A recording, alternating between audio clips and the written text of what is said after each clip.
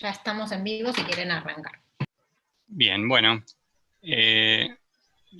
hago una breve presentación. Bueno, bienvenidos y bienvenidas a todos y todas a este ciclo que llamamos Invenciones Sociológicas en Tiempos de Pandemia. Este es el cuarto encuentro que se va a llamar Pandemia, Democracia y Derechas, y vamos a trabajar los casos de Brasil y de Estados Unidos. Mi nombre es Ezequiel Saferstein y participo del equipo junto a Kenia Bello, José Casco, Lorena Soler y Charles Quevedo. Es una actividad del Grupo de Trabajo Intelectuales, Ideas y Política, que es un grupo que ya llegó a su tercera edición y busca estudiar las condiciones actuales de producción cultural e intelectual en América Latina y entender qué lugar ocupan los intelectuales y qué explicaciones construyen de la realidad latinoamericana, identificando continuidades, rupturas con momentos anteriores, en un contexto de reconfiguraciones políticas a nivel regional, con derivas culturales e intelectuales significativas. Brevemente, es un grupo que tiene aproximadamente 40 investigadores e investigadoras de Uruguay, Paraguay, Argentina, Brasil, México, Colombia, Ecuador, Chile, Francia, España y Estados Unidos. Y trabajamos desde una perspectiva interdisciplinaria, sociología, historia, ciencia política, comunicación, prima la sociología histórica y desde una perspectiva latinoamericana. Estamos presentes en distintos espacios de publicaciones. Acabamos de sacar un libro de la edición anterior del grupo, que se llama Intelectuales, Democracia y Derechas, coordinado por Alfredo Falero, Charles Quevedo y Lorena Soler, y fue editado por la editorial El Colectivo con el apoyo de Claxo, y lo pueden descargar de la web. Así que bueno, les doy nuevamente la bienvenida a este ciclo, y los dejo con Enzo y Corina, que van a coordinar esta edición. Muchas gracias, Ezequiel. También les agradecemos a todos por estar ahí del otro lado, siguiendo este ciclo de invenciones sociológicas en tiempos de pandemia. Ahora vamos a pasar a presentar a los diferentes expositores del día. Corina, no sé si los tenés ahí a mano para contarnos con quiénes vamos a estar hoy. Sí, buenas tardes a todas y todos. Hoy vamos a estar con Camila Rocha, licenciada en Ciencias Políticas e investigadora de CEBRAP.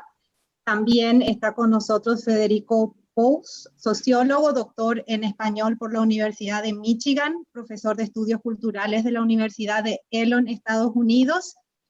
Y Ariel Goldstein, investigador de CONICET, autor del libro Bolsonaro, la democracia de Brasil en peligro, de la editorial Marea.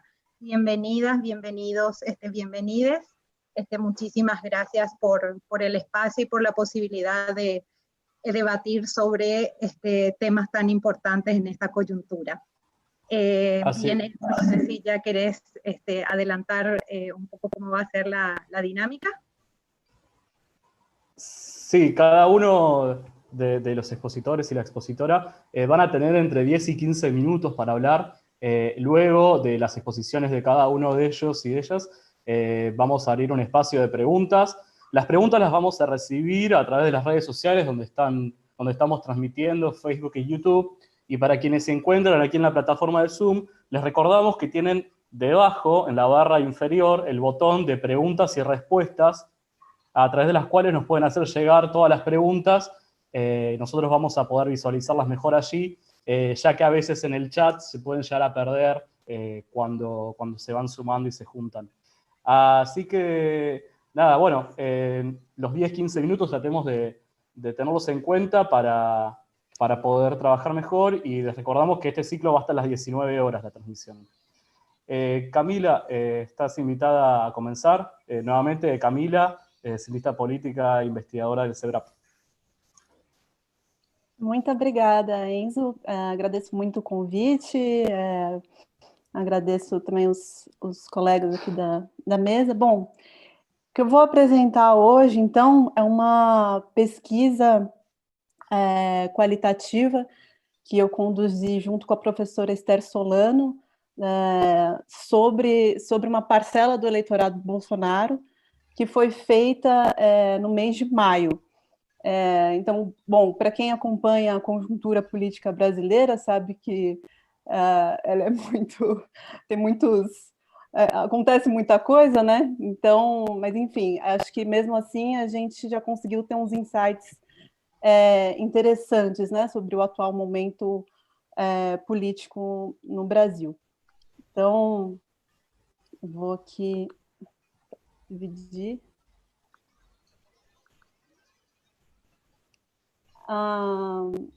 Sim, a pesquisa ela foi financiada pela Fundação Friedrich Ebert Brasil. Então, bom, primeira coisa é que a gente, então, fez, né, uma pesquisa com 27 eleitores do Bolsonaro, as faixas C e D de rendimentos, ou seja, são pessoas das classes trabalhadoras, né, das classes populares no Brasil. A gente chama esse setor do eleitorado do Bolsonaro de bolsonarismo popular moderado. E depois que a gente terminou a pesquisa, a gente dividiu essas pessoas entre apoiadores fiéis, que mantêm um apoio constante, né, ao presidente, apoiadores críticos e pessoas que se arrependeram e que querem que o Bolsonaro deixe de ser presidente. Então, pensando já na questão da pandemia, primeiro é preciso dizer que nos 3 grupos a postura do Bolsonaro foi muito criticada, né? Então aqui tem uma fala de uma apoiadora fiel, né, justamente falando que ele age como tudo estivesse normal, né, que ele deveria agir como presidente, enfim. Então praticamente nenhuma das pessoas que a gente entrevistou entendem que a pandemia é um problema menor, ou que, como o Bolsonaro declarou, não passa de uma gripe, né, uma coisa menor. Bom, e aí aqui algumas falas, né, das pessoas falando que, inclusive, não é hora de se manifestar, de ficar em casa, né, de que ele não pode ser tão, enfim, a pessoa falando boçal desse jeito, não pode ser tão agressivo desse jeito em relação ao tema. Outras pessoas mais críticas, né, que são as arrependidas, inclusive veem a postura do Bolsonaro como desumana. As pessoas até falam, principalmente as mulheres, e aqui tem um corte de gênero importante. As mulheres são muito mais críticas do que os homens, né, em relação à postura do Bolsonaro frente à pandemia.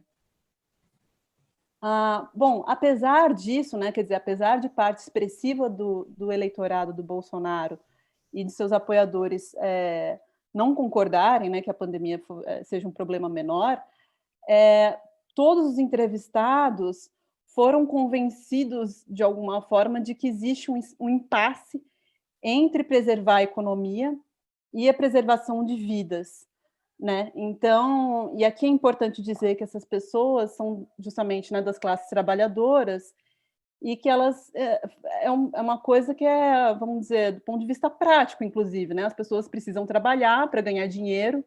Atualmente no Brasil a gente tem um benefício, né, um auxílio de R$600, mas que é muito pouco, principalmente para pessoas que moram em grandes cidades. Então é isso, as pessoas precisam trabalhar e por mais que elas gostariam de fazer isolamento social, esse auxílio ele não é suficiente para que as pessoas façam isso. Bom, em relação aos governadores, né, o Bolsonaro ele tenta muito empurrar para os governadores o problema da pandemia, né? E aí, bom, a gente fez com eleitores de São Paulo, porque São Paulo foi ainda é o epicentro da pandemia no Brasil, e todos os eleitores dele, de fato, veem o governador de São Paulo, né, o João Dória, com maus olhos, né? Tem uma impressão muito negativa dele, que seria uma pessoa que seria oportunista, que queria, né, que está fazendo política com a pandemia, enfim, está se aproveitando da pandemia.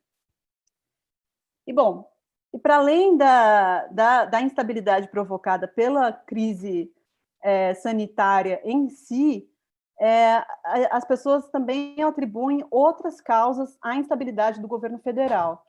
Então, a gente listou aqui 3 principais, né? Boicotes por parte da mídia, a atuação política dos filhos do Bolsonaro e a falta de decoro do presidente. Então, em relação aos boicotes, principalmente os apoiadores mais fiéis, dizem que a mídia e o Congresso, mas principalmente a mídia, falam que não estão deixando, boicotam o presidente e não deixem que ele trabalhe, né? Então, essa frase, ninguém quer deixar ele trabalhar, é muito frequente. Apesar disso, outras pessoas são mais críticas e dizem que o Bolsonaro, principalmente as arrependidas, né, de que o Bolsonaro, na verdade, deveria, enfim, parar de reclamar de que estaria sendo boicotado e começar, de fato, a governar o país. Em relação à atuação política dos filhos, né, para quem não sabe, os filhos do Bolsonaro também têm uma atuação parlamentar importante. Então, o Flávio Bolsonaro, que é o filho mais velho, é senador, e está sendo investigado por crime de corrupção que ele teria cometido como deputado no Rio de Janeiro, né? Então, as pessoas também acham isso muito problemático e falam que, enfim, não só as investigações em relação ao Flávio Bolsonaro, mas também investigações em relação à disseminação de fake news, que também vem acontecendo, elas falam que não só as investigações atrapalham o governo, mas como a própria postura do Bolsonaro, ao querer defender os filhos de qualquer maneira e tentar, vamos dizer, obstruir as investigações, isso também seria muito negativo. E, bom, as pessoas também criticam muito, né, quer dizer, isso dos filhos atuarem em conjunto com o Bolsonaro, né? Então elas entendem que, enfim, ele devia deixar de tentar defender os filhos e passar a governar o país, né? Então, quer dizer, mesmo se os filhos eventualmente forem acusados, forem presos, que isso não, ele teria que ser mais republicano e separar o que é da família privada dele e o que é do país. Bom, aqui, finalmente, em relação à falta de decoro do presidente, de novo, né, tem essa reclamação das pessoas, né, bom, que talvez ele teria se cedendo, mas, ao mesmo tempo, os apoiadores, principalmente os apoiadores mais fiéis, dizem que é o jeito dele, que ele é autêntico, que ele é verdadeiro, e que justamente essa característica de autenticidade seria importante porque ele mostraria que o Bolsonaro não seria um político manipulado pelo marketing, né, que fala bonitinho, mas que não faz nada, enfim. Então, agora é isso, os mais críticos falam que ele deveria se moderar, que ele deveria, né, que as pessoas falam parar de falar besteira, que ele deveria pensar um pouco antes de falar, né, que a mídia vai ficar em cima. Então, enfim, essa falta de decoro do presidente é um problema importante, principalmente para esses eleitores mais críticos e, bom, é claro, para os arrependidos. Aí aqui entrando um pouco, vou passar mais rápido sobre as consequências da instabilidade. Então tem a demissão de ministros, as negociações que o Bolsonaro vem fazendo com o Congresso e a própria questão do fechamento do Congresso, que apareceu em algumas manifestações, né? Bom, para a troca de ministros, também tem duas posições. Existem pessoas que acham que a troca de ministros frequente seria algo normal, ou seja, outros governos fizeram isso também, e outras pessoas que veem como problemático, né, com uma ideia, quer dizer, elas entendem que o Bolsonaro seria muito autoritário, que ele não saberia lidar com críticas e com pessoas que pensam diferente. Então, enfim, a gente já está, por exemplo, acho que no terceiro ministro da Saúde, que na verdade nem é da área, enfim, está vago, mas é isso, toda hora fica trocando de ministros, né? Então as pessoas têm uma certa aflição em relação a isso. Aqui especificamente, quando o Sérgio Moro, que era o ministro da Justiça, saiu, isso num primeiro momento teve um impacto importante, mas depois praticamente todas as pessoas que a gente entrevistou normalizaram esse fato do ministro da Justiça ter sido demitido pelo Bolsonaro. Sobre a negociação com né, isso que a gente chama aqui no Brasil de centrão, que seria, vamos dizer, os deputados de baixo clero, né, do Congresso, então, que o próprio Bolsonaro chama, né, tem um jeito de falar que é toma lá da cá, quer dizer, você dar benefícios para eles, né, em troca de, vamos dizer, de decisões políticas favoráveis para o governo federal. Também tem duas visões. Uma que é, bom, ele tem que negociar mesmo e não tem jeito. E outra posição dos eleitores é que isso seria o início do fim do Bolsonaro, né? Porque isso significaria uma traição de todos os princípios que justamente fizeram com que ele fosse eleito. Finalmente, fechamento do Congresso, e aqui é importante dizer que todos os eleitores têm uma frustração com a elite política brasileira muito profunda. Então, elas entendem que o Congresso no Brasil ele é essencialmente corrompido e que, por isso, ele não seria mais representativo da população. Então, muita gente fala que a política no Brasil tem que recomeçar do zero e que, por isso, seria, eventualmente, poderia ser bom que o Congresso fosse fechado, mas a maioria não enxerga isso como algo autoritário, e sim como algo que, vamos dizer, salvaria a democracia no Brasil. Em relação a perspectivas futuras, né, claro que os apoiadores fiéis né, não querem que o presidente renuncie, nem que haja um impeachment, mas, ao mesmo tempo, afirmam que, bom, que também se alguma acusação contra ele for comprovada, aí que sim, que ele saia do poder, né, do contrário, que ele permaneça. Agora, já e aqui é importante dizer, os arrependidos que querem que o Bolsonaro saia do poder, mesmo assim, eles, vamos dizer, ainda ainda são um pouco dúbios, porque eles falam, bom, mas se ele sair, quem vai ficar no lugar dele, né? E as pessoas têm medo do Bolsonaro sair do poder e a crise no Brasil, né, tanto econômica, política e mesmo sanitária, se aprofundar ainda mais com a saída do Bolsonaro. Então, tem esse medo muito importante. E em relação às próximas eleições, bom, claro, os apoiadores fiéis dizem que querem votar no Bolsonaro, mas o importante que a pesquisa também trouxe é que mesmo os arrependidos falam que, bom, alguns arrependidos falam que eventualmente até votariam no Bolsonaro de novo, mas por falta de opção. Quer dizer, a frustração com as lideranças políticas no Brasil é tão grande que as pessoas falam que até votariam no Bolsonaro de novo como uma alternativa menos pior. Então, eu vou passar aqui rápido nas conclusões, acho que a gente pode, eventualmente, se alguém tiver uma pergunta, eu posso responder, mas é isso, gente. Obrigada, então.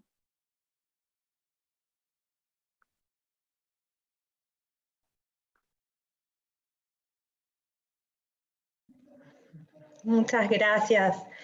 Entonces, ahora estaría hablando con nosotros, por respetar también el tiempo, Camila, y seguimos con Federico Pous por también, por favor, 10 minutos. Muchísimas gracias.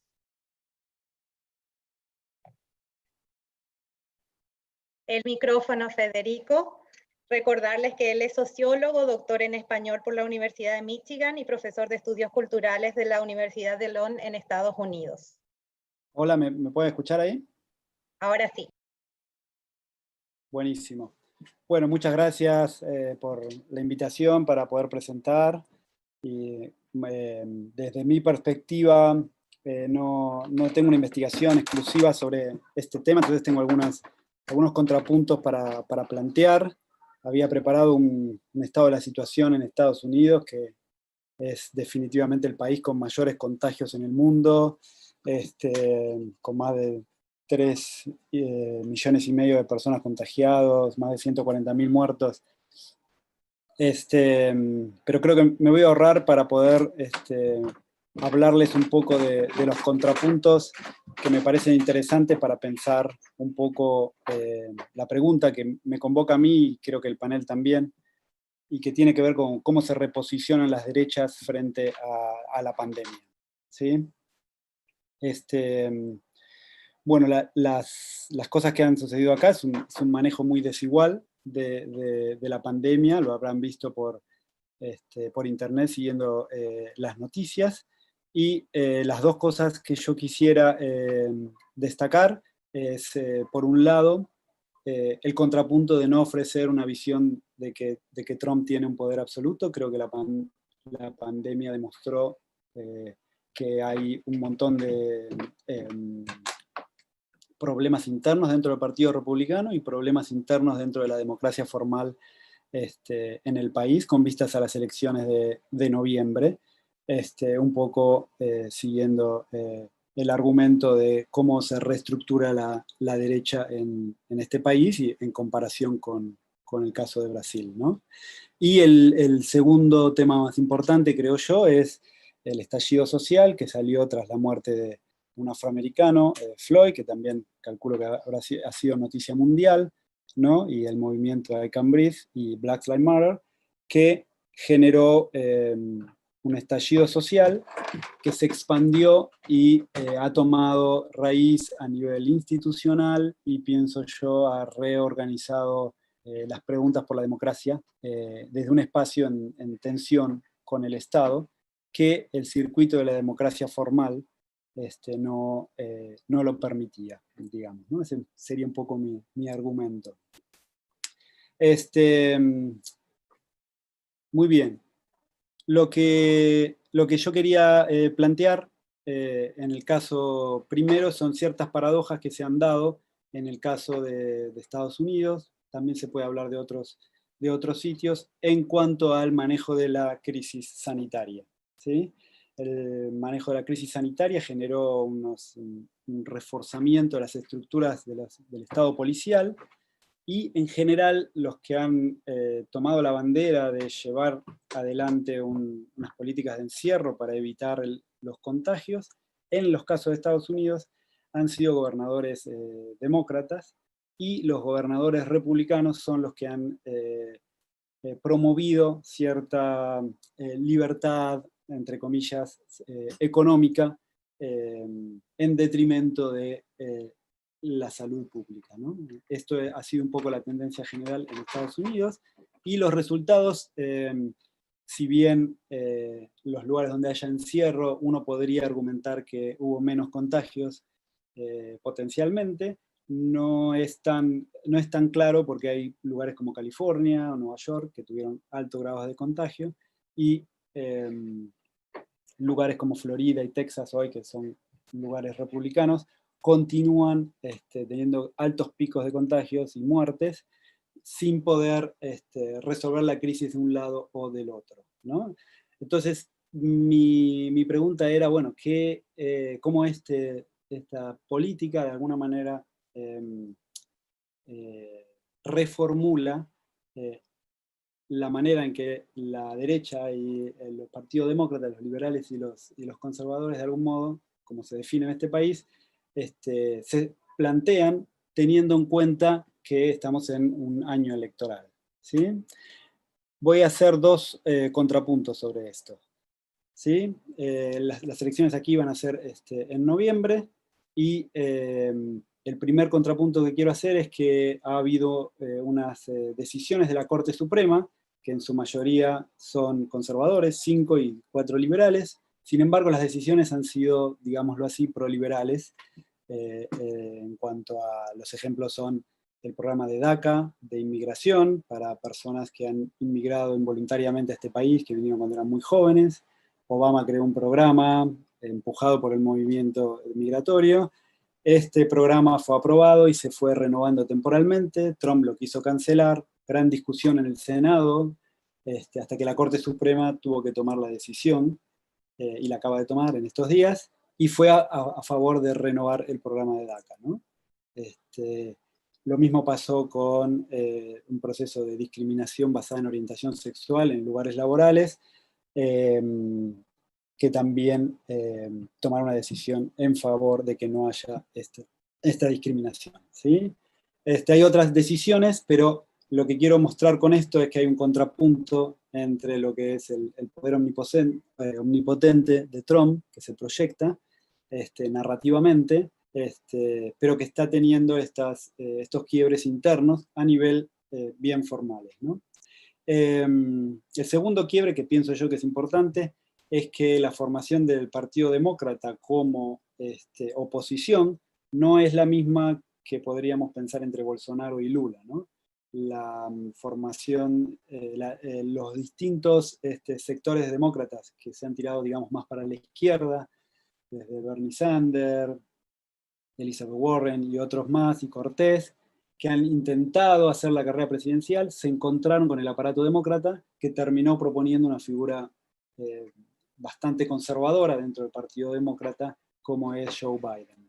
Entonces, en este momento estamos de caras a las elecciones, entre una figura como Trump, que tiene sus seguidores, pero que está cayendo en su imagen por la manera en que maneja la pandemia y por la manera en la que se ha relacionado con los distintos gobernadores para poder resolver este tema, entre otras cosas, y al mismo tiempo un líder contrario que no tiene el mismo tipo de fuerza que podría identificar a la población, ¿no? Como el último de los entrevistados que decía: yo confiaba en Bolsonaro, ahora que no confío más en él, pero no tengo ninguna alternativa porque no quiero ir con Lula. Acá la alternativa parece ser que no está dentro de la democracia formal, aunque la gente que va a votar por Biden va a votar muy parecido, pienso yo, por lo menos con una mentalidad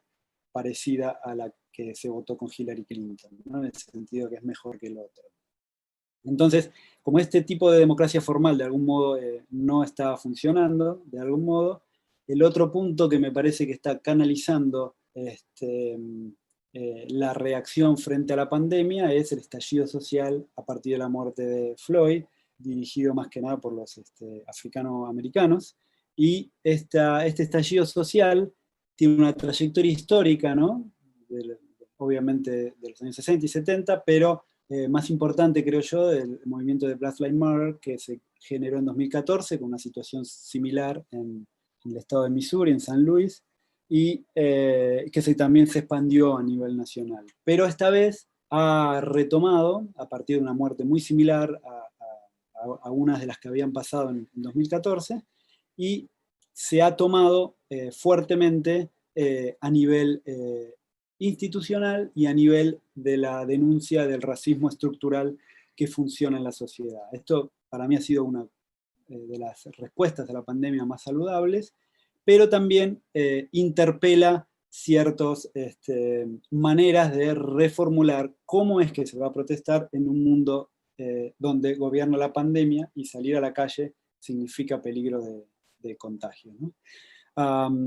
Quiero contar dos ejemplos de este dilema que tienen que ver con contrastes, en vez de algún modo de intentar, obviamente, estar en contra de Trump y esperar que aparezca una nueva figura política, ¿no? Lo que me interesa mostrar es lo siguiente. El primero es en la universidad donde yo soy, es una universidad privada, donde yo estoy trabajando. Esta universidad privada ha decidido volver a dar clases. Los profesores que estamos ahí, que se intentaron organizar, no lograron organizarse para hacer ningún tipo de protesta acerca de volver a clase, para intentar mantener el distancia social, etc. Han sido como muy obedientes en ese respecto. Sin embargo, en el condado donde está esta universidad, en Carolina del Norte, surgió una protesta para derribar una estatua de la Confederación, y en esta protesta participó la policía de la universidad en un acuerdo que tiene con la policía del condado, ¿no? Reprimiendo, digamos, a los mismos profesores y estudiantes que habían ido a protestar por esto. Frente a este dilema, la organización de los profesores con los estudiantes fue brutal, interpelaron a la universidad y lograron cambiar o empezar un proceso de cambio del acuerdo entre la universidad y el condado, que es un condado bastante conservador, ¿no? Entonces, a mí me parece este contraste bien importante para marcar, para entender en qué nivel uno está obediente, digamos, a su propia reproducción laboral, pero la canalización de la crítica sobre el racismo estructural, cuando aparece, genera una respuesta colectiva, ¿sí? El segundo contraste, espero que tenga tiempo, es que quería mencionar, es la situación de las cárceles, ¿no? Por ejemplo, las discusiones frente a este estallido social, las discusiones sobre abolicionismo carcelario, ¿no? Es una tradición en Estados Unidos que Angela Davis lo ha gestionado durante muchos años como la figura más prominente, pero que se ha expandido por lo bajo esta idea y que era muy difícil de discutir realmente en una de las sociedades que tiene una población afroamericana y latina encarcelada en proporciones mucho mayores a otras sociedades, ¿no?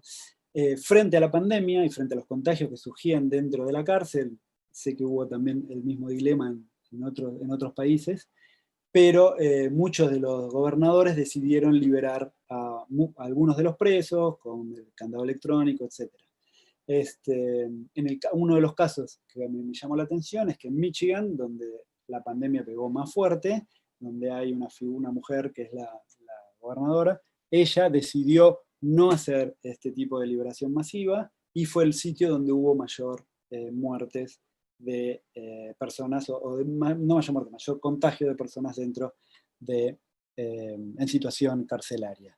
Entonces, nuevamente, este contraste entre las figuras demócratas que nos pueden llegar a orientar y a buscar una manera desde el Estado de darnos solución, al mismo tiempo se choca con esta fuerza de intentar transformar la sociedad a un nivel más estructural. Así que bueno, yo quería darles estos dos ejemplos porque me parecían como contraste para pensar la pandemia, que es un poco el objetivo, y cómo se ha reestructurado la derecha. La manera en la que yo lo pienso en Estados Unidos es que vamos a tener una elección entre dos derechas, una derecha moderada de Biden y una derecha más extrema de Trump, y que esto hace que la democracia se vaya a jugar en otro espacio, que es el espacio quizás de que en este momento está como liderado por el Black Lives Matter y los grupos afroamericanos, sobre todo, que están pidiendo al Estado que financien la estructura policial, ¿no? O sea, para que las comisarías y cualquier tipo de inversión al respecto. Así que bueno, cierro acá, espero que eso sirva para iniciar una conversación entre todos y muchas gracias.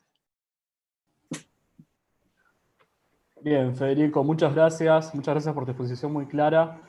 Ahora, bueno, antes de pasar a Ariel, les recordamos que estamos recibiendo las preguntas a través de las redes sociales y también para quienes están aquí en Zoom, en la barra inferior, tienen que hacer clic y entrar en la sección de preguntas y respuestas y allí pueden dejarnos las preguntas y comentarios. Ahora bien, vamos a presentar a Ariel Goldstein, investigador del CONICET y autor del libro Bolsonaro, la democracia de Brasil en peligro, de Editorial Marea. Ariel, tus 10-15 minutos. Bueno, muchas gracias Enzo y gracias a los que me antecedieron, Camila y Federico, muy interesante. Yo justamente voy a tratar de plantear algunos elementos sobre cómo se da la crisis de estos gobiernos en Estados Unidos y en Brasil, ¿no? A ver, primero lo que quería decir es algunas cuestiones sobre la pandemia, ¿no? Me parece que la pandemia, bueno, puso en suspenso algunas formas de interacción social que había en la sociedad previo, ¿no?, a la llegada del virus. Entonces, frente a esa situación de amenaza, ¿no?, el Estado como que se convirtió en uno de los únicos ordenadores de la vida social. Después también estuvieron los medios tradicionales, las redes sociales, pero en todo caso surgió entre la población una expectativa por un liderazgo de unión nacional, ¿no? Porque el liderazgo presidencial se convirtió frente a la crisis, frente a la amenaza, y frente al estado de anomia, de ausencia de regulación por el avance del virus y el temor que despertaba en la sociedad, en uno de los únicos factores aglutinadores, ¿no?, de cohesión. Entonces, para simbolizar unidad alrededor de valores comunes, ¿no? Entonces, frente a esa situación donde surgieron en la población expectativas por un liderazgo de unión nacional, esta idea del estadista, ¿no?, que logre dar cohesión, la respuesta de Trump y Bolsonaro en los dos casos se caracterizó por incentivar la polarización, por mantener la polarización que fue, digamos, un elemento fundamental en la construcción política de ambos mandatarios, tanto durante sus campañas electorales como durante sus gobiernos, hasta el momento de la llegada de la pandemia. Además, ambos mandatarios apostaron por una especie de darwinismo social, ¿no? Donde el Estado, digamos, no intervenía demasiado y era más bien los ciudadanos y las situaciones diferentes frente al avance del virus los que iban a definir quién vivía y quién moría, ¿no? Es decir, son las propias desigualdades que existen en cada sociedad y el acceso diferencial al sistema de salud lo que define quién vive y quién muere, y el Estado no cumple ahí un rol regulador, sino más bien un poco ausente, si se quiere. Entonces, lo que digo es, en situaciones de normalidad democrática, por decir algo, la situación previa a la pandemia, este tipo de construcción política que tenían Trump y Bolsonaro basada en la polarización, no resultaba tan problemática. Ahora, en una situación de crisis excepcional, como fue revelada por la pandemia, bueno, esta cuestión resultó más problemática, ¿no? Yo lo que digo es que, basándome un poco en lo que dice Enzo Traverso, es que estos gobiernos son celebrities del posfascismo, ¿no? Esa es la idea que tengo. Porque, digamos, lo que dice Traverso es que, Enzo Traverso, el historiador italiano, es que el fascismo clásico se desarrollaba históricamente en el campo de la acción, de la movilización, de la refundación de un nuevo orden. En cambio, estos gobiernos posfascistas, hechos por celebridades, desarrollan principalmente su acción política en el campo simbólico, ¿no? A través de las redes sociales, de la televisión, de las llamadas guerras culturales. Y digo, la pandemia con las muertes que trajo, ¿no? Números muy significativos, como decía Federico, 140.000 muertos en Estados Unidos y en Brasil alrededor de los 70.000, puso justamente en crisis este sostenimiento de estos gobiernos sobre un relato basado en guerras culturales, ¿no? Estas acciones simbólicas del posfascismo fueron puestas en cuestión, ¿no? Fueron desmitificadas por la realidad la realidad cotidiana de las muertes que puso en crisis ese relato de las guerras culturales. Entonces, bueno, a partir de aquí algunos datos, ¿no? Que también algo de eso señaló Camila y también Federico hizo sus señalamientos. Digamos, Trump ha comenzado a tener cuestionamientos dentro del Partido Republicano. Las encuestas muestran que, por ejemplo, en estados como Pensilvania o Wisconsin, que eran importantes núcleos de Trump, ahora ya no están así. Hay encuestas que muestran que los votantes desaprueban que Trump haya priorizado la economía antes que el combate al coronavirus. Y justamente el crecimiento en las encuestas de Joe Biden, el candidato opositor, muestra que una figura más moderada podría ser, digamos, valorada también por la población en ese sentido, ¿no? No tan divisiva, sino más moderada y conciliadora. Y después, digamos, otro hecho que quería destacar es, por ejemplo, bueno, algunos de los apoyos que sigue teniendo Bolsonaro, por ejemplo, es el tema de los evangélicos, ¿no? Él se reúne con el Frente Parlamentario Evangélico en Brasil, que reza porque esté bien Brasil, y Bolsonaro a cambio le da, a través de la Secretaría de Comunicación de la Presidencia, 30 millones de reales para financiar propaganda en medio de comunicación a los pastores evangélicos, principalmente a la emisora TV Record, ¿no? De Edir Macedo. Y por ejemplo, en el caso, bueno, o sea, los evangélicos se convierten en un reaseguro, un poco podría decir uno, frente a la crisis, en apoyo a Bolsonaro.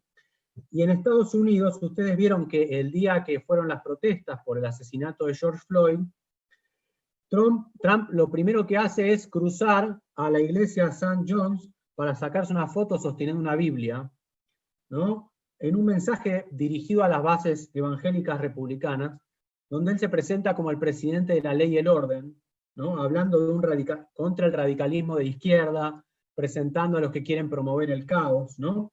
Y hay un discurso que pronunció Trump la semana pasada en Mount Rushmore, en Dakota del Sur, que es un estado conservador, contra lo que Trump llama el adoctrinamiento y el totalitarismo de izquierda, ¿no? Acusa a la izquierda de querer reescribir la historia, reivindicando a los líderes de la Confederación y a los padres fundadores.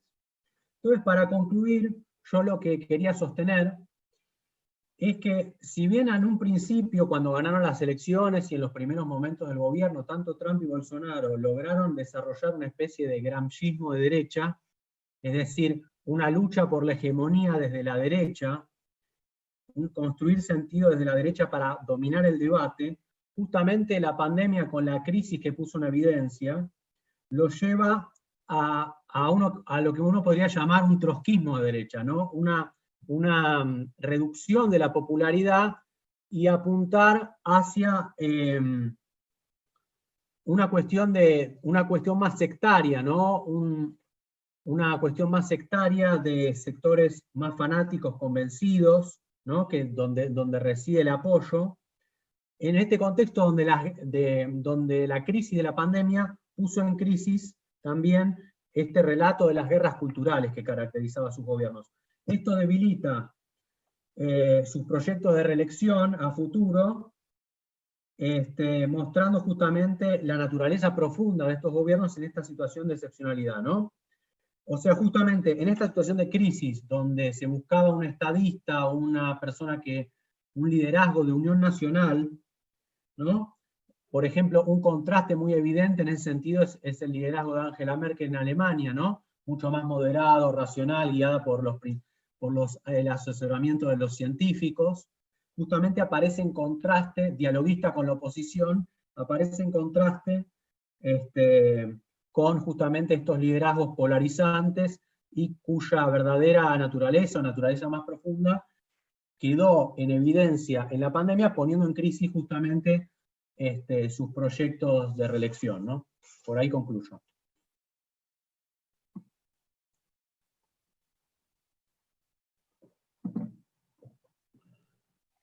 Bien, muchísimas gracias, Ariel. Gracias, Camila, gracias, Federico. Creo que bastante claro, bastante clara las tres exposiciones, nos orientan un poco el panorama en el que estamos en este contexto. Así que bueno, ahora pasamos un poco a la sección de intercambios. Enzo, si tenés las preguntas, entonces para hacerlas.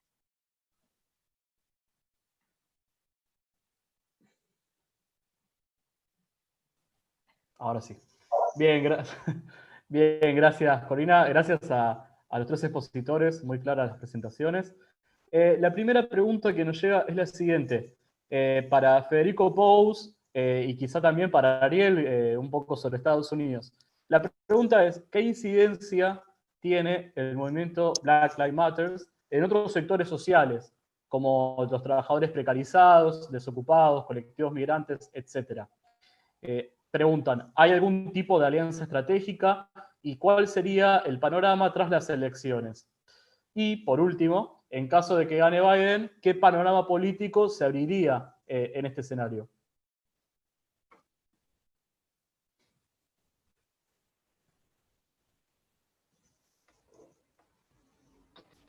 Bueno, puedo intentar primero yo y después Ariel. ¿Sí va? Bueno, yo soy, a ver, uno de los sectores más castigados por la pandemia son los trabajadores inmigrantes que en las condiciones de reproducción económica no entran dentro de las estadísticas oficiales. Cuando vemos que hay un salto de un 15% de desocupación, no estamos hablando de... Estamos dejando afuera unos 10 millones de inmigrantes más o menos, que son de la fuerza laboral, que no están, digamos, contados dentro de esa estadística. Entonces, cuando pensamos en los trabajadores directos que estaban trabajando en las industrias, por ejemplo, del pollo o de los chanchos, etc., todos esos trabajadores rurales entran fuertemente en crisis porque todas esas industrias comienzan a cerrar lo máximo que puedan, ¿no? O sea, entonces, en ese lugar hay un grupo de trabajadores que se retira de la fuerza laboral de manera abrupta. Ahora, en términos de alianzas políticas, digamos, perdón, y hay un segundo elemento. a partir de las políticas de migración de Trump, la persecución con el objetivo de maximizar la deportación de inmigrantes indocumentados en este país, continúa funcionando a pesar de estar en tiempos de pandemia. Eso no se ha detenido, digamos, ¿no? Entonces, al juntar la crisis económica con la crisis de pandemia y la idea de que la inmigración, de que la persecución de los inmigrantes continúa presente, digamos, este sector queda bastante vapuleado de la sociedad. Eso es número uno. Número dos, no aparece tanto en el media, pero dentro de los contagios, las poblaciones latinas, sobre todo en los lugares, ahora se está viendo muy fuerte en Texas, donde hay una gran población latina, son más afectados en términos de las muertes y las hospitalizaciones, ¿sí? Los primeros son los afroamericanos, porcentualmente, y luego los latinos que vienen muy cerquita, ¿no? Entonces, este es otro elemento. Y el tercer elemento, que es como el sueño, si querés, el sueño de izquierda, de que básicamente los latinos y los negros se junten y puedan llegar a hacer la revolución, para decirlo lisa y llanamente. Mi percepción en general ha sido bastante... esto se funciona a nivel de organizaciones, pero yo no lo veo funcionando tan fuerte a nivel poblacional, incluso a nivel de los estallidos. Yo por lo menos mi percepción es que esto no ha funcionado en ese lugar. Si gana Biden, no sé, la verdad, digamos, podemos hacer 50 especulaciones si gana Biden. La verdad que sinceramente no tengo idea. Me parece que antes de llegar a si gana Biden, tenemos un montón de preguntas. Primero, si llegamos a tener elecciones, sería para mí el techo de la pregunta, ¿no? En este momento. Lo digo no en un sentido de que pueda haber un golpe autoritario, ni nada por el estilo. No tiendo a creer que eso pueda llegar a pasar, digamos. Pero de acá a las elecciones hay una batalla muy, muy dura, y la manera en que Black Lives Matter se posicione frente a esto va a ser clave para poder entender cualquier mundo post-electoral. Hasta este momento hay un rechazo, hay una división entre las propuestas de Black Lives Matter, porque están como agotadas las posibilidades de que el sistema democrático formal lo pueda incorporar dentro de su propuesta, ¿no? De su propuesta. Bueno, no quiero expandirme, ahí creo que hay una idea. Bien, gracias Federico. Antes de seguir con las preguntas, tenemos a José Casco, a Pepe, que quería hacer unas preguntas también, ya que estaba. ¿Estás ahí, José?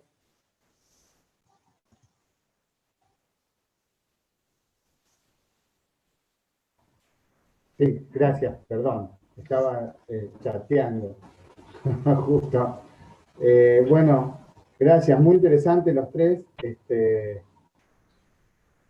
Bueno, se aprende mucho porque no es el análisis de la televisión, básicamente, ni de la prensa, que es complicada por estos días llevarle el apunte con el grado de simplificación que a veces aparece, con lo cual uno tiene una mirada analítica mucho más profunda, así que muy agradecido por esto. A mí, a raíz de eso, a mí me aparecieron algunos interrogantes. Yo quería un poco preguntarles a Camila y a Federico sobre todo, pero también es una pregunta que puede estar tranquilamente, puede dialogar con lo que dice Ariel, que tiene una mirada más de conjunto, más al estilo de una conversación de los dos casos nacionales, con lo cual, si ustedes quieren, es una pregunta para los tres. Algo que a mí me inquieta hace bastante, y que ahora me animo a hacer una pregunta porque me parece que los comentarios, de algún modo, refuerzan una impresión que a mí me inquieta acerca de esta situación que se da con Bolsonaro y con Trump a la vez. ¿A qué me refiero con esto? Escuchando las exposiciones de Camila y de Federico, la impresión que a mí me da es que estamos a ver si se entiende lo que quiero decir. Lo voy a decir de una y después voy a tratar de explicar por si no está claro. Puede ser un concepto, por eso digo, la impresión que a mí me da es que estamos frente a una especie de empate catastrófico. ¿Qué quiere decir esto? Un poco los dos dijeron eso, para mí, que es, Trump no puede, no tiene ahora cómo llevar adelante un liderazgo como el que tenía hasta hace un tiempo antes de la pandemia. Bolsonaro lo mismo, pero al mismo tiempo del otro lado no alcanza para que un electorado pueda identificarse con figuras que están cuestionadas o tienen poco peso. Entonces, hay una especie de empate, pero ese empate puede ser catastrófico en el sentido de que si no se juega en la arena institucional, ese saldo político, social, de descontento con los oficialismos, tanto de Estados Unidos como de Brasil, puede tener una deriva, parece conservador lo que estoy diciendo, pero puede tener una deriva complicada en términos de que se juega la democracia de calles. Lo digo así en el sentido de que la impresión que uno tiene es que toda manifestación social de descontento o de demanda, como le queramos poner, necesariamente en la democracia tiene que tener en algún momento un cauce institucional. Lo que parece ahora es que estamos frente a un empate catastrófico, y eso quería saber, a ver si lo pensaban, cómo pensaban ellos, si les parece que es una idea que tiene cierta productividad o no están de acuerdo, porque, como digo, los dos oficialismos están en problemas, pero no hay una alternativa que pueda juntar ese descontento y llevarlo adelante como una alternativa de poder. Esa es un poco mi pregunta. No sé si se puede. Gracias. Bien, muchas gracias, Pepe. Queremos también agregar dos preguntas más sumadas a la de Pepe antes de hacer la siguiente ronda de preguntas-respuestas. Una específicamente para Ariel sería, este trotskismo de derecha podría buscar salidas por fuera de las urnas. Y la siguiente sería, creo que para, tanto para Camila como para Federico y Ariel, hay un proceso de fascistización en Brasil y Estados Unidos, en el sentido de que un grupo más extremo se come al más moderado. Entonces, adelante con las preguntas, no sé quién quiere empezar.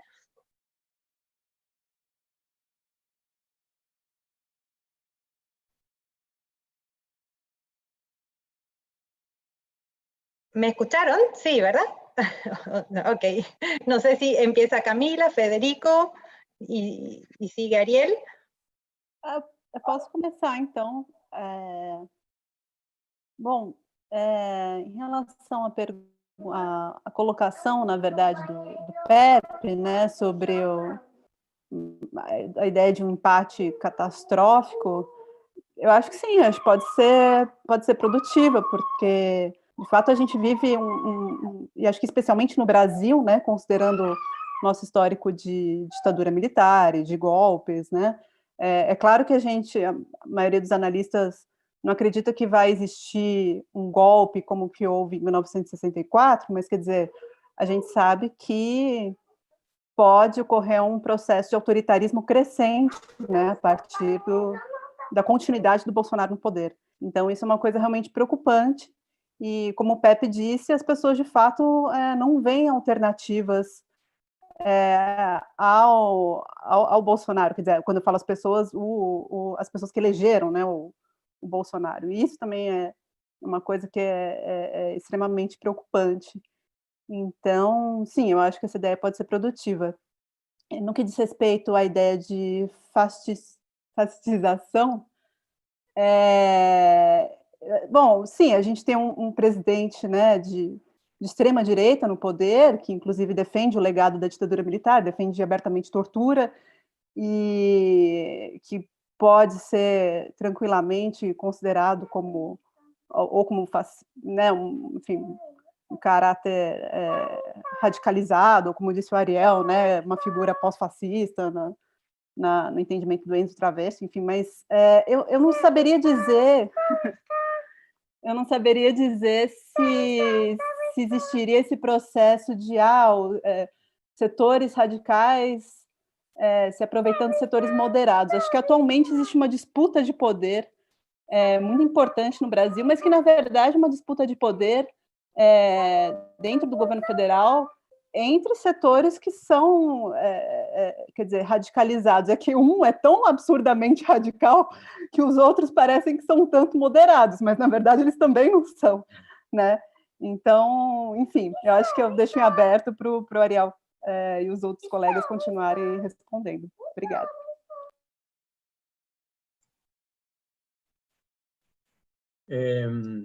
Sí, yo coincido. Me parece que lo que decía Pepe del concepto de empate catastrófico puede ser, porque además está esa preocupación.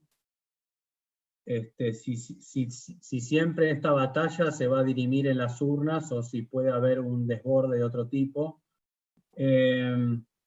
Lo cual nos remite a la otra cuestión, ¿no? Me parece que tiene que ver por ahí con, bueno, con esto que por ahí también investigan Camila y Esther Solano, del tema de, bueno, ¿quiénes son los que apoyan a Bolsonaro, no?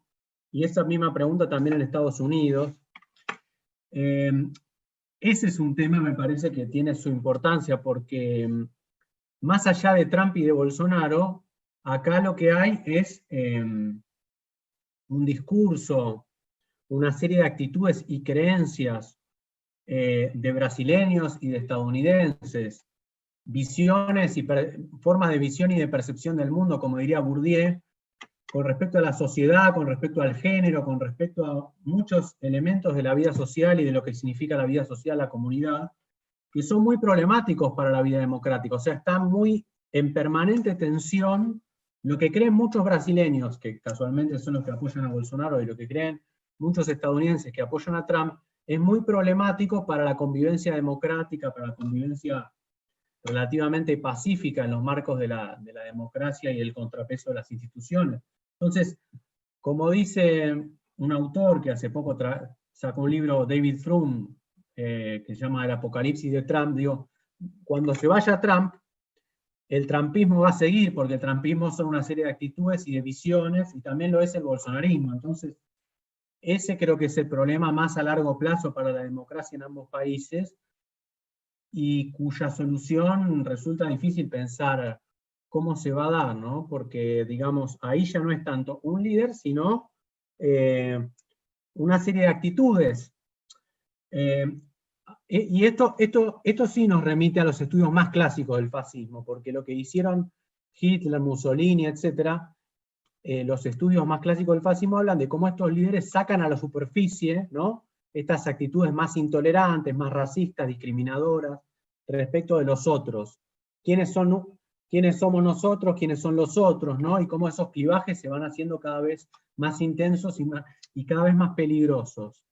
Entonces, creo que ese es un tema muy importante y es difícil saber una respuesta, pero digo, esa es una cuestión que va a persistir en el tiempo y en el futuro, más allá de estos liderazgos casuales de Trump y Bolsonaro.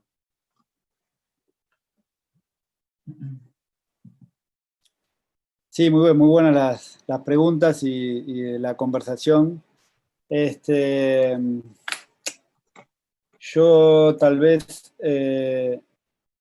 quisiera agregar un poco que, quizás siguiendo lo que decía Ariel a lo último, y esta idea del impacto en la sociedad de gobiernos como el de Bolsonaro y de Trump, que también tienen una historización. El votante, mi sensación es que el votante de Trump y de Bolsonaro viene también de sentir que el sistema democrático no funciona, de sentir que figuras como en el caso de Estados Unidos, de Hillary Clinton, son figuras demócratas, liberales, que están ofreciendo un discurso vacío.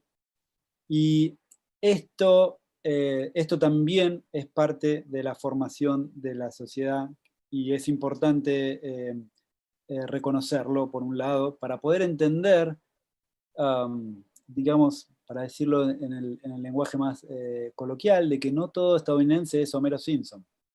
no todo estadounidense es un ser que no piensa y que por lo tanto vota a Trump. No, hay un proceso de pensamiento que operó, hay un rechazo a la figura de democracia liberal, porque no tomaba en cuenta la clase trabajadora y no tomaba en cuenta esa historización. Recalco esto subiéndome al pensamiento del apocalipsis after Trump, que estoy de acuerdo con ese pensamiento, pero también para tomar en cuenta esta trayectoria histórica. Por eso cuando hablamos de empate catastrófico, o intentamos capturar esta suerte de corrimiento hacia la izquierda, de fascistización de la sociedad, etc.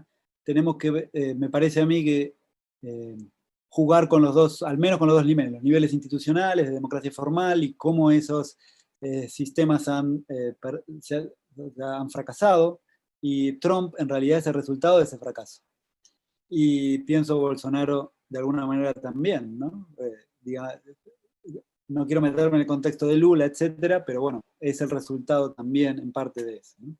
Y entonces cuando uno retoma en ese lugar cuál es el espacio de la democracia hoy en día, si la democracia formal de algún modo cada vez nos ofrece menos canalizaciones institucionales, ¿sí? Si la manera de hoy de algún modo de estar en contra de Bolsonaro es quedarse en casa cuanto más tiempo posible, o de estar en contra de Trump es poner la máscara y ser lo más autocensurarse lo máximo posible por la idea del contagio, ¿sí? Entonces, este tipo de sociabilidad que se genera, ¿sí? Que se está generando ahora en función de la pandemia, está bueno plantearla históricamente. El proceso de fascistización, lo que quisiera plantear, a ver qué les parece, no solamente ha afectado a la clase trabajadora que vota a Trump, pero también ha afectado a las personas que no van a votar nunca a Trump, y que han tenido otro tipo de pensamiento, y que también han sido pensamiento capaz de izquierda, pero que también están atravesando este proceso de fascistización, ¿no? Y me parece un tema importante para discutir.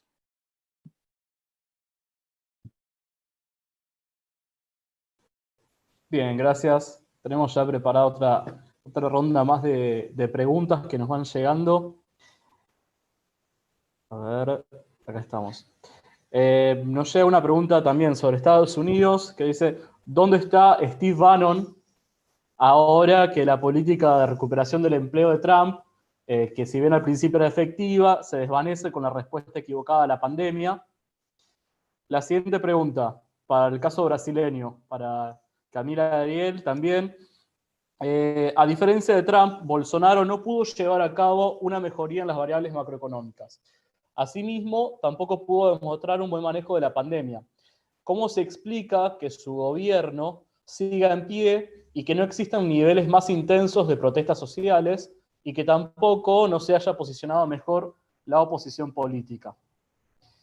Y por último, nos llega una pregunta de la otra coordinadora del grupo de trabajo, Kenia, desde México.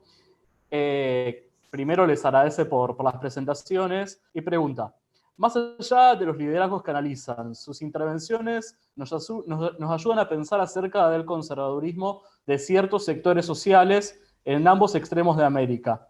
¿Cómo entiende a estos sectores conservadores la democracia?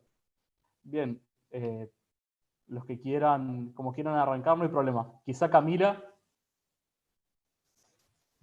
Bom, em relação à pergunta da permanência de apoio ao presidente Bolsonaro, né, a despeito da enfim, ausência de melhora econômica, do ponto de vista dos apoiadores, o que eles falam é que o Bolsonaro ainda não teria tido tempo de, enfim, ver o programa econômico dele dando frutos e que justamente a crise pandêmica, né, a pandemia teria atropelado essa possibilidade, ou seja, as pessoas falam, quando a economia estava começando a melhorar no Brasil, veio a pandemia.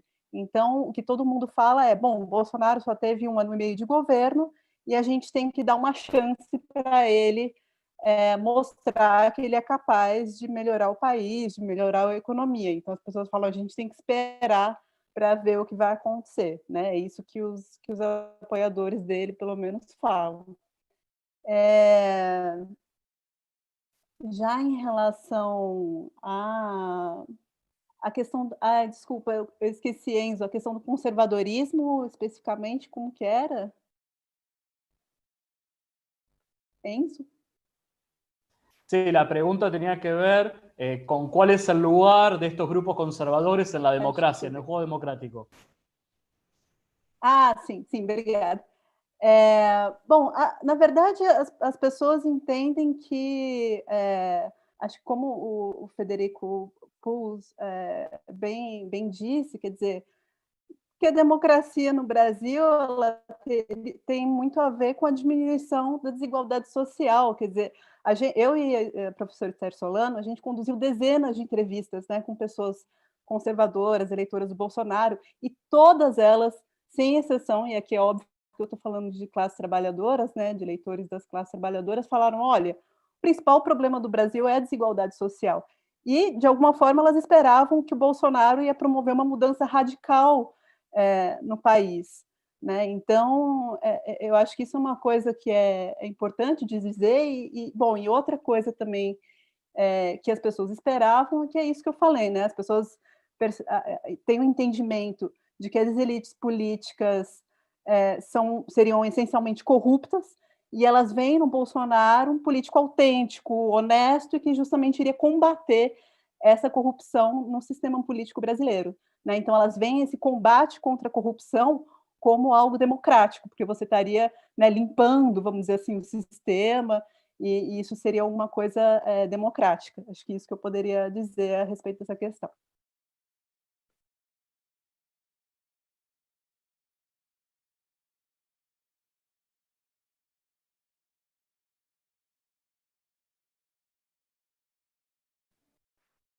Bueno, sí, muy bueno el comentario.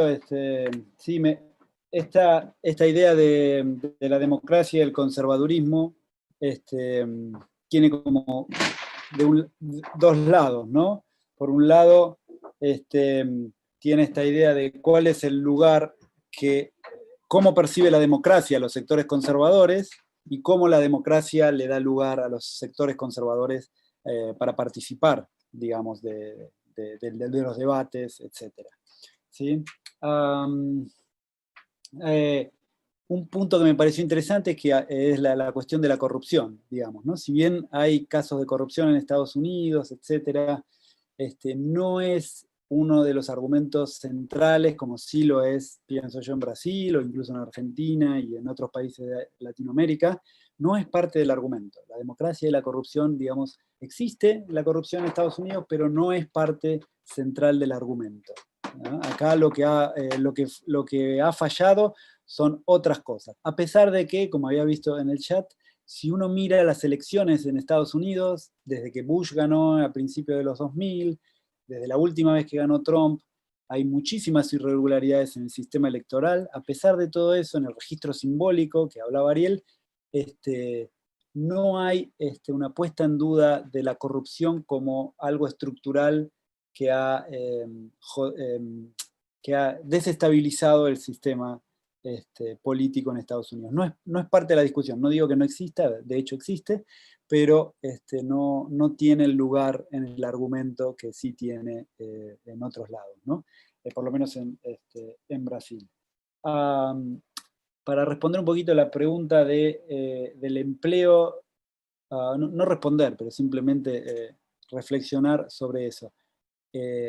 Cuando Trump dice, yo quiero que la clase trabajadora salga a trabajar, hace un argumento casi marxista, es decir, necesitamos que el proletariado esté reproduciendo la fuerza social, porque si no, se nos cae todo este sistema.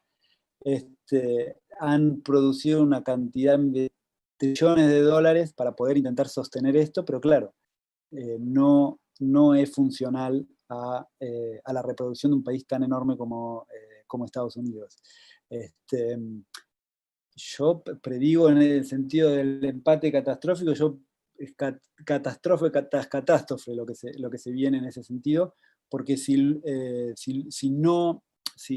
reducen demasiado la actividad económica, la manera en que el plan de empleo se puso en funcionamiento puede llegar a generar otro tipo de estallido.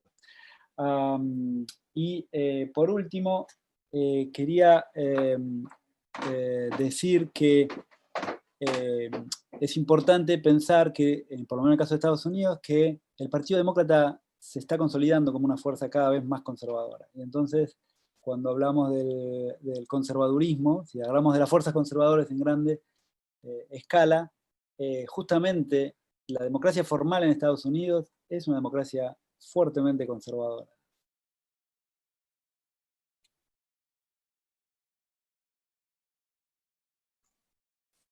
Yo lo que quería agregar, un poco retomando algo que decía Federico hace un ratito, el tema de cómo también, a ver, lo retomo en este sentido, muchas veces me parece que los que nos inscribimos en el campo del progresismo es más fácil echarle la culpa a las derechas, ¿no? Pero también, digamos, hay que reconocer, evidentemente, que en estos procesos de ascenso de la extrema derecha al poder, mucho tuvieron que ver las izquierdas también, ¿no? O los progresismos, o como se llame a este tipo de fuerzas que no son de derecha. A ver, rápidamente, si uno hace un repaso, el ajuste económico en Brasil, al principio lo hizo Dilma Rousseff, no lo hizo Bolsonaro, digamos, con Paulo Guedes y el neoliberalismo. Eso empezó, el momento en que se fractura, digamos, el vínculo entre el PT y la base electoral tradicional, me parece que es ese momento donde Dilma Rousseff hace un ajuste económico muy fuerte después de ganar la elección y prometer justamente aumentar el gasto público, ¿no? En Estados Unidos, también, digamos,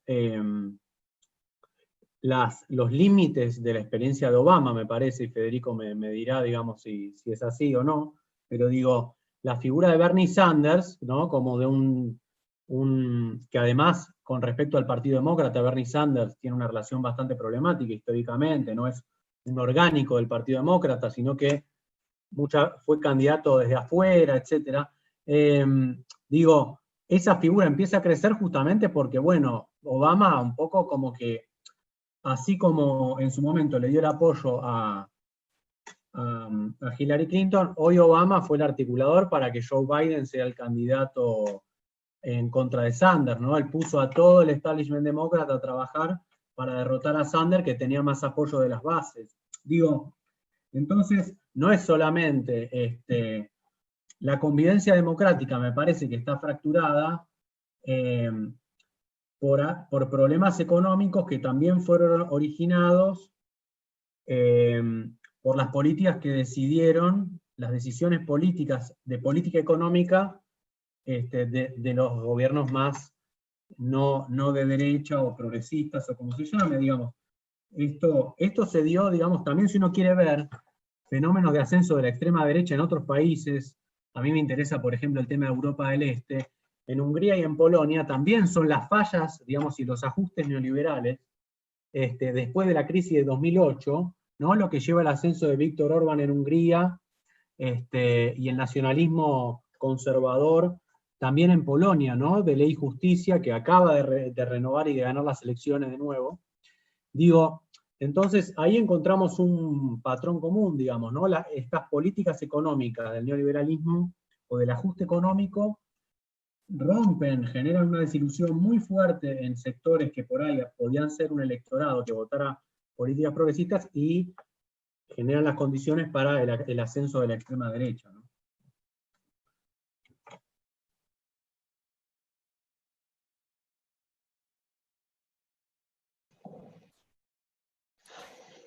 Sí, debe haber. Pienso que podemos entrar en diálogo en ese punto.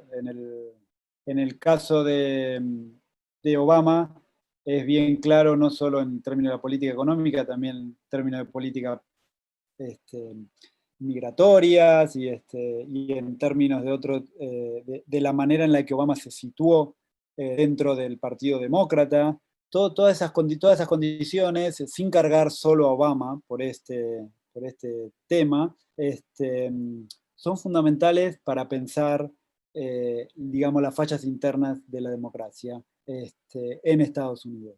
Al mismo tiempo hay que, en el campo, volviendo al campo simbólico, hay que entender que es el primer afroamericano que gobierna en Estados Unidos, y esto inconscientemente generó un odio que fue bien canalizado por Trump, ¿no? En el caso específico de Estados Unidos, digamos, ¿no?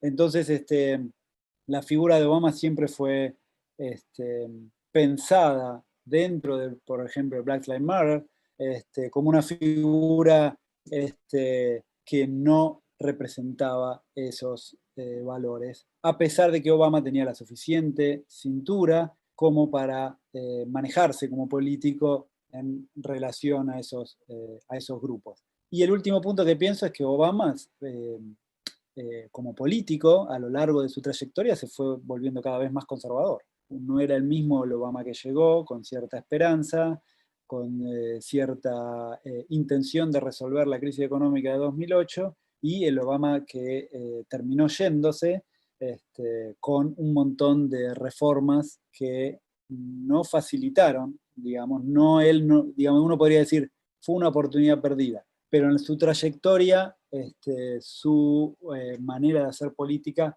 se volvió más hacia el establishment del Partido Demócrata. Recordemos que en la interna de 2008 le gana a Hillary Clinton, y es una de las campañas probablemente mejor armadas en la historia de Estados Unidos, cuando venía que no le iba a poder ganar porque Hillary siempre representó el establishment, ¿no? O sea que Obama logró torcer lo que Bernie Sanders después no logró hacer, y que hubiese sido mucho más saludable, porque justamente hubiese sido Bernie Sanders fuera del establishment contra Trump fuera del establishment republicano, digamos, ¿no? Bueno, digo esto en el nivel simbólico político, para, no sé si agrega o hace más difícil el análisis. En fin. Bien, muchísimas gracias. Muy interesante realmente. Tenemos una siguiente y última ronda. Serían un comentario en el Facebook. Gracias a la gente que nos está asistiendo por allí. Algo que quizás se ve ahora es la desaparición de la artificialización de las campañas. La dureza, la pesadez y el hartazgo ante la real y visible desigualdad es algo que creo que pasará más que en otros tiempos. Luego tenemos dos preguntas. ¿En qué medida la polarización del discurso en Argentina impide la emergencia de posiciones críticas que no se asimilan ni al oficialismo ni a la derecha? O sea, hay sectores que critican algunas decisiones sin ser de derecha o negacionistas, pero terminan con ser asimilados a la extrema derecha. Una pregunta para Federico. En realidad tendríamos que partir de que Trump no fue electo por voto directo. Su segundo mandato no depende del reacomodo de los colegios electorales. De ahí el divorcio entre movilización social y resultados electorales. Enzo. Sí, yo tengo también otro par de preguntas más para sumarles. La primera es, hola, me interesa preguntarle a los panelistas por el rol de las Fuerzas Armadas. ¿Se consideran que están tutelando a las democracias? ¿En qué medida en Brasil? ¿En qué medida en Estados Unidos? ¿Y qué reflexiones tienen en torno a este tema? También, en línea con esa pregunta, tenemos la siguiente. Dice, ¿los militares están en el gobierno en Brasil? Pregunta, ¿cuál es el rol de los militares en este gobierno de Bolsonaro? Que es una pregunta también de YouTube. Y por último, la última pregunta es, ¿por qué el posfascismo tiene tanto éxito en las redes sociales? Y en este sentido, ¿cuál es el rol de las redes sociales en este contexto, tanto en Brasil como en Estados Unidos? Por un lado, entonces, Fuerzas Armadas, por el otro lado, redes sociales. O todo junto, veremos.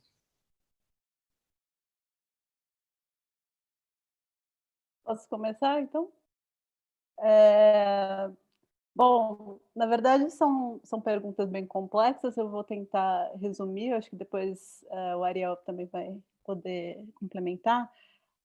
Sobre o papel das Forças Armadas, eu acho que num certo sentido, sim, daria para dizer que existe atualmente, né, uma certa tutela, na medida em que as Forças Armadas são, acho que hoje, talvez o principal ator dentro do governo federal, então quase metade dos ministérios do Brasil são ocupados por militares, né, ministérios importantes, inclusive.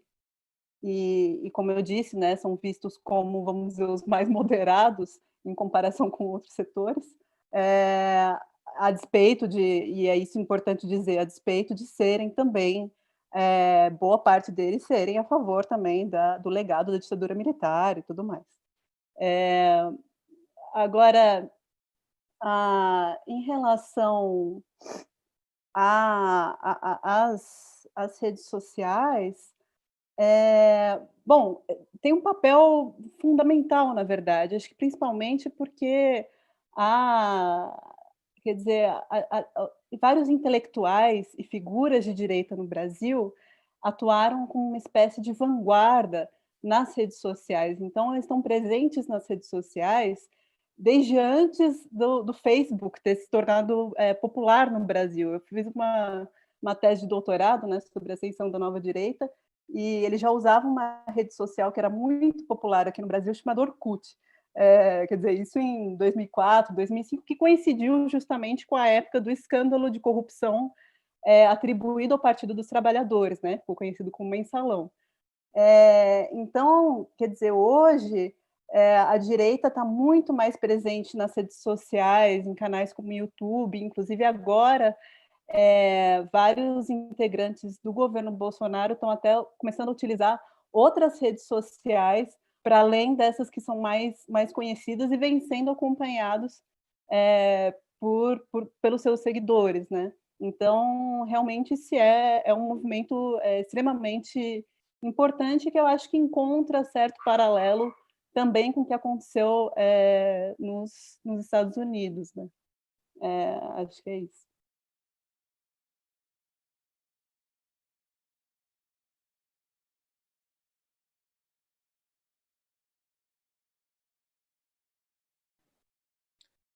Bueno, sí, de acuerdo. ¿Puedo seguir yo? De acuerdo, sí, con lo que estás diciendo.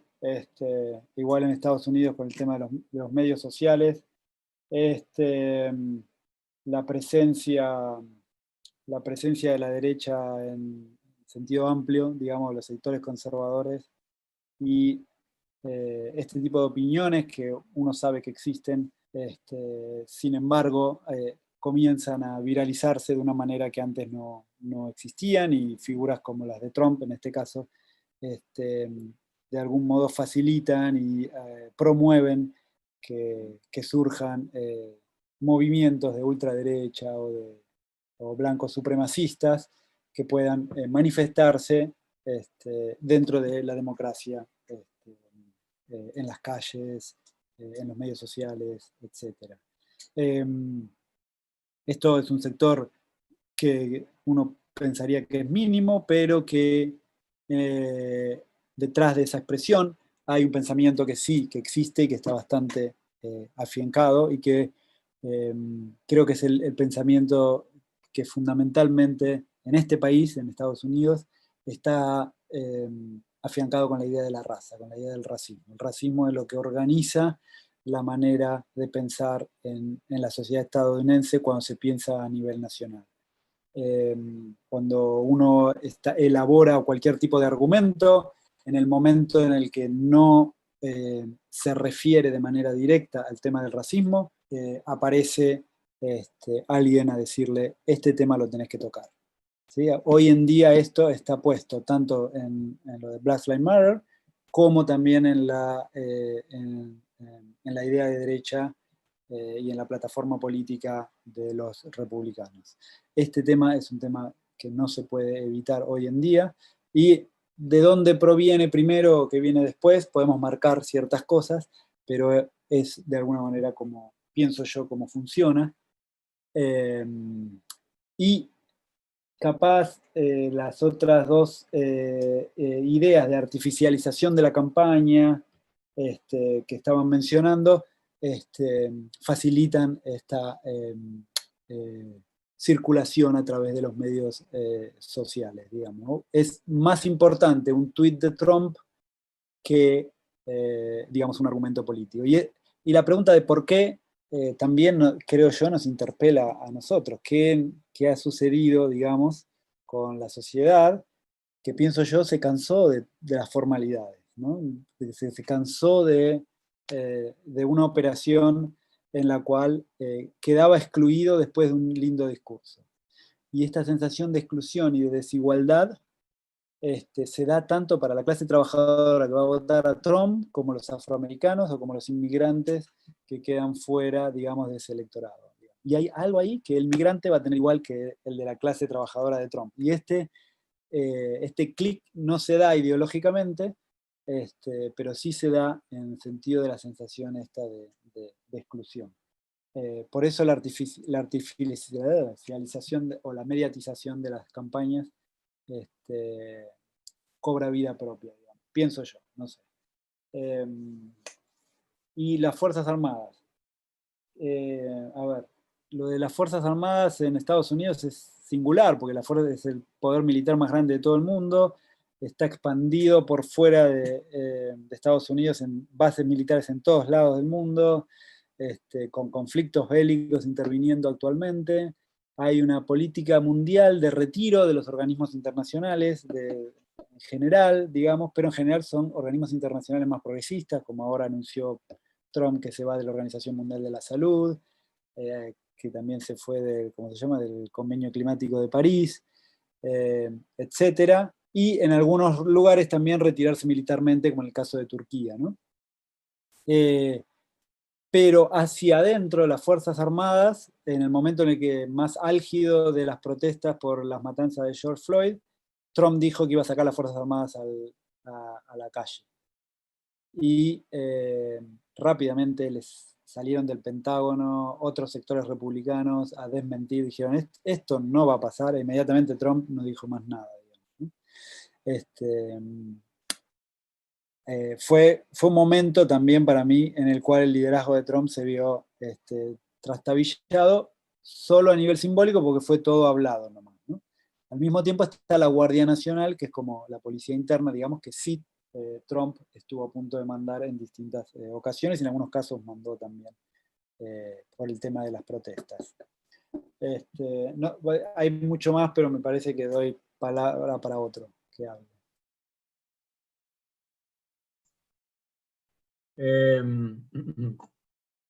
Yo lo que quería agregar simplemente a lo que se dijo, con respecto al tema de los militares en Brasil, no sé si Camila lo ve así, yo voy a decir cómo lo veo.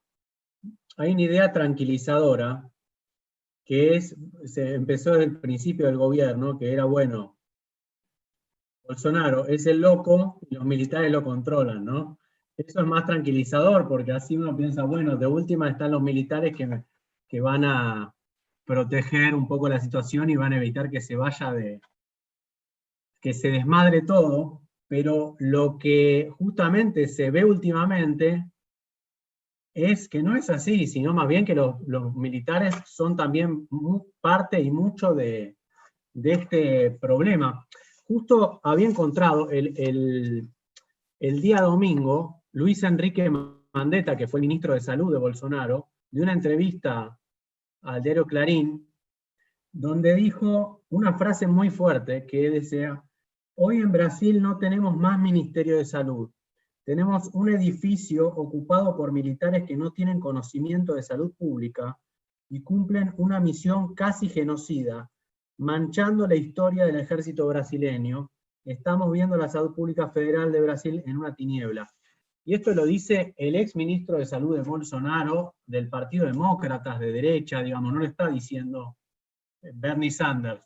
Entonces, lo que quiero decir con esto es que los militares son parte esencial de, no solo para sostener el gobierno, sino también, bueno, ellos son los que reivindican el golpe del 64, y ahí también hay una cosa interesante, me parece, que es cómo Bolsonaro, que era un personaje bastante rechazado históricamente por los militares porque había tenido mucho conflicto.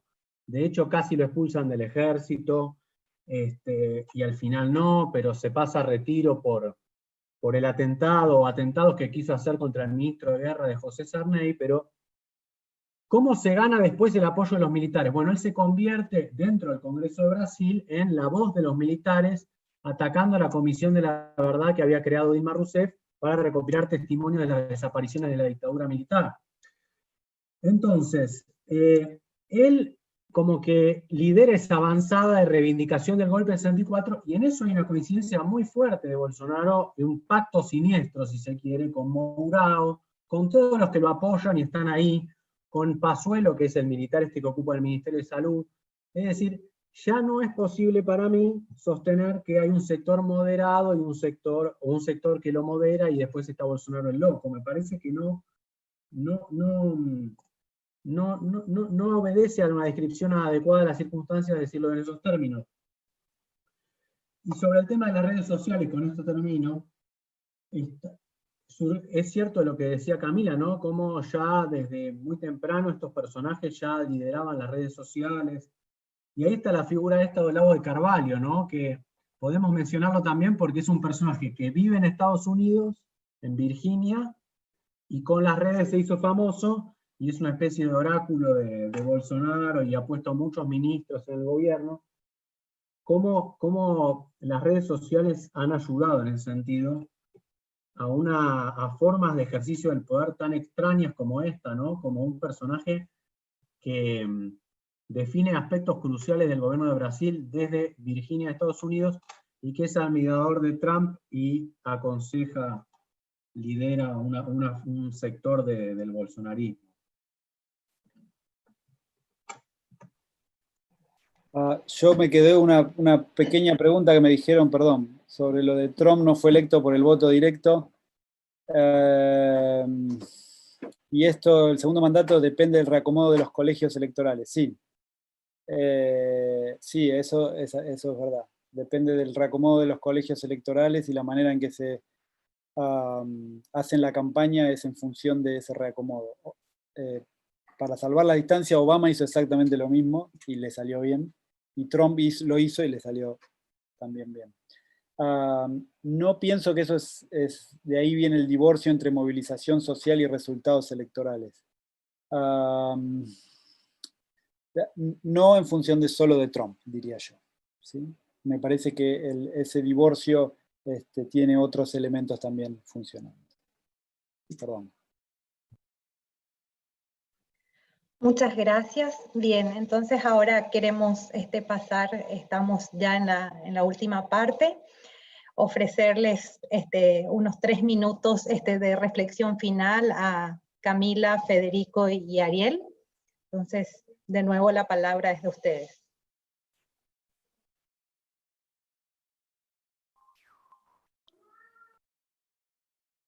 Bom, acho que é melhor o Ariel fazer, porque acabaram de tocar a campainha no meu apartamento, daqui 2 minutos eu volto.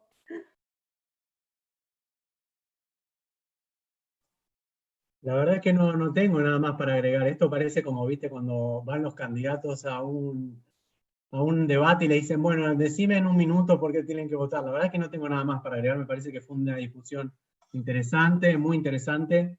Y bueno, espero que podamos seguirla en otros canales y formas de vínculo. Y personalmente cuando se termine o afloje un poco la pandemia.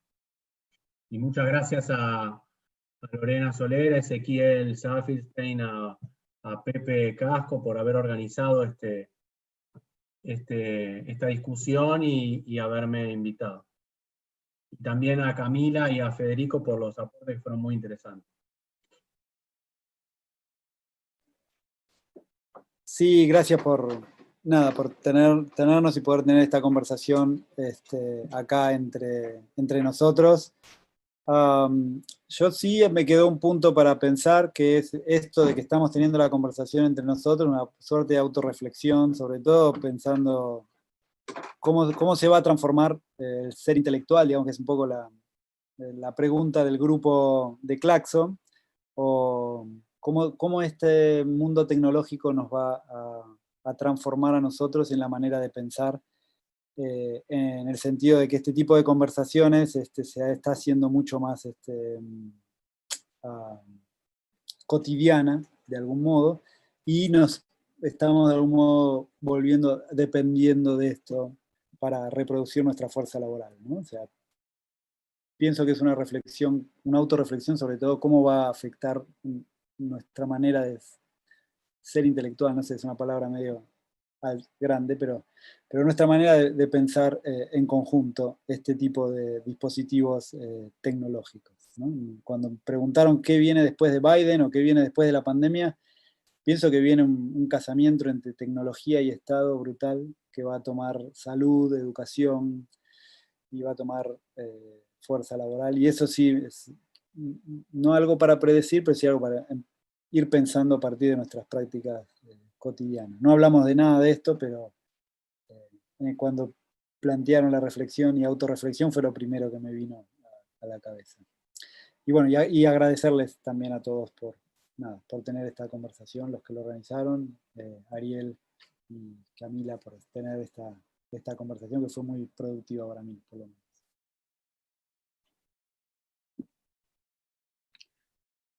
Bom, vamos lá embaixo, mamãe. sim! Eu queria... O que é isso, mamãe? O que é isso? Isso, é o fone. Bom, eu queria agradecer muito a todos e todas pela oportunidade de conversar. E, na verdade, acho que com consideração final... Não sei, meu amor, porque é laranja. Eu queria só deixar registrado que, ainda que a gente possa... lixo, mamãe. A gente possa traçar muitos paralelos Lixo, mamãe. entre a política, o que está acontecendo no Brasil e o que está acontecendo nos Estados Unidos.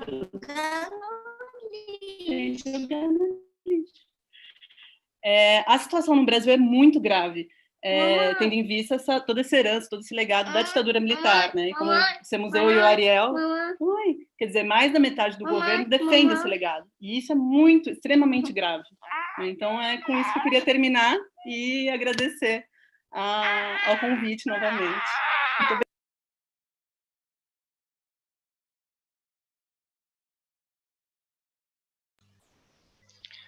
Bueno, entonces para cerrar, nuevamente agradecerles a los tres expositores. Estuvieron muy buenas las intervenciones y da para seguir pensando. Me quedó ahora esto último que dijo, unas últimas cosas que dijo Ariel acerca de la fracción moderada o la fracción más extrema dentro del bolsonarismo.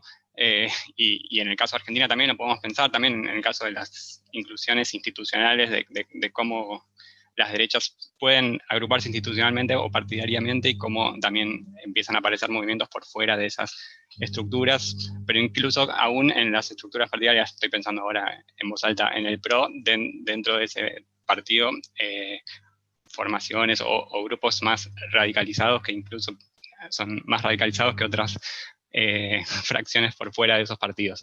Pero bueno, es un pensamiento en voz alta como para seguir pensando. Bueno, quería agradecer muchísimo también a Corina y a Enzo por la moderación y trasladarles también el saludo de Lorena, que está escuchando, pero no pudo estar presente con la cámara, pero les mando un saludo a todos.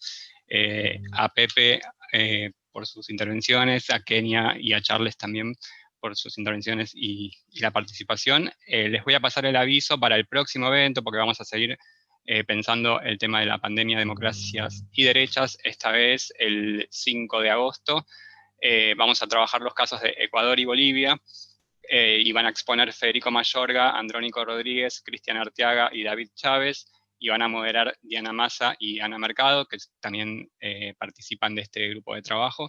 Así que ahora les pasamos el link y luego lo recibirán también en sus casillas para que puedan inscribirse y participar de este evento, que es en 3 semanas, el 5 de agosto a esta misma hora.